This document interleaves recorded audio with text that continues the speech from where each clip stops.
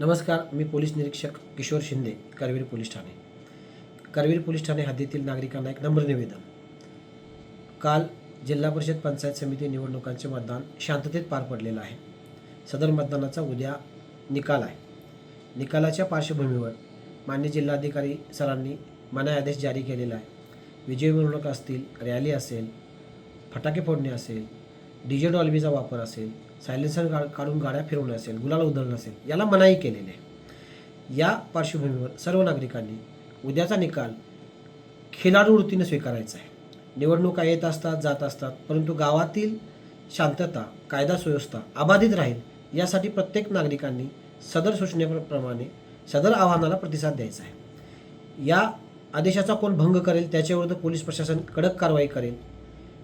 तरी सर्वांना परत एकदा नम्र विनंती आहे, कोणीही कायदा सुव्यवस्था बिघडेल असं कृत्य करू नये. धन्यवाद.